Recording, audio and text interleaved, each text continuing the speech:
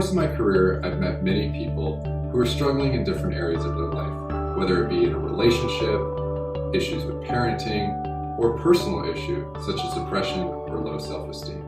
Many people don't have the financial resources or time to devote to going to therapy on a regular basis. In hopes to meet the needs of those people, I created this podcast, Top 5 with Chris Taylor, where you learn the top 5 things that you can do right now to change that difficult situation in your life. Today's episode of Top 5 with Chris Taylor, we're going to talk about keeping your kids safe on social media. Today's day and age, the messages that are going into your kids' minds are out of control. The access points with which they receive this message are all over the place. Instagram, Facebook, Snapchat, and then there's also social media apps like Kik, texting apps that you just don't know what they're doing or talking about. And we just really want to make sure that you as a parent are doing everything you can to make sure your kids are staying safe on social media. So these are the top 5 things that you can do to help keep your kids safe on social media. Number 1, communicate trust. If you don't give a message to your kids that they're trusted, you're never going to be able to get into what they're experiencing. They're never going to share with you what you really, at the end of the day, need to know to make sure they're staying safe. And if you're just setting limits and removing the access, your kids will find a way to do it. And as they progress through the teenage years, you want to make sure that they do feel trusted and that they, have the ability to make decisions. And hopefully, as you follow these, top 5 things that, they will make the positive choices to help keep themselves safe. Okay. Number 2, explain the dangers.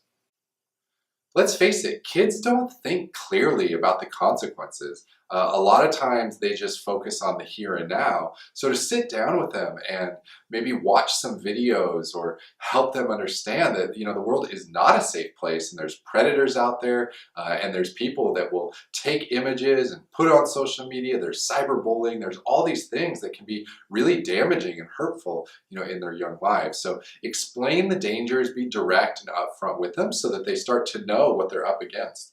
Number 3, set rules. This seems sort of intuitive, right? You want to set rules across the board with kids and teenagers, but make sure that you're setting rules that, sort of meet their developmental level, and that allows for a little bit of autonomy and independence, but not too much. So that you can start sort of trickling that in and you don't give them too much at once because it might be overwhelming and they might, not know what to do with all of that freedom. Okay. Number 4, communicate the consequences. So you've set the limits with them. Now communicate the consequences. Let them know that if they don't do what they're supposed to do or they're not acting responsibly, that there's something that will happen. Obviously a great thing to do is just take it away from them.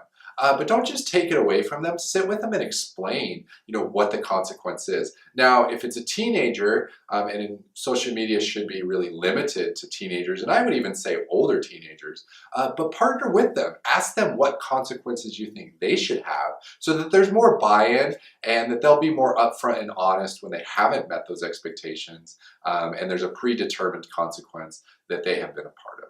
Okay. Number 5 is monitor use.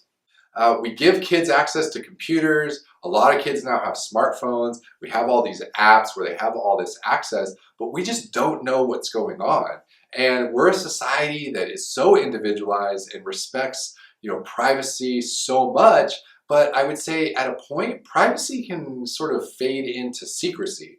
And when you have kids that are holding secrets and not being upfront and honest about what they're doing, then that can be a real issue. So monitor that use. Maybe you have their passwords and you're going to express trust. And like I said in number 1, communicate trust, but that you have that as sort of a fallback just in case they're not following through on their end. And you can preface it with, I trust you, but if there's something that they're not doing, well, they violated the trust. So then you have to enter into their world and sort of take control. Also, just making sure that they're not overusing social media.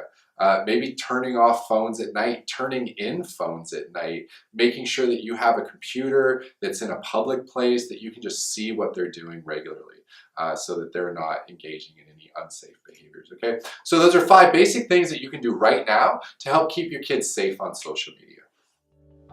If you liked what you just saw and you would like more information about how you can implement these top 5 things into your life right now, please check out this and additional videos on my website, www.christaylormft.com.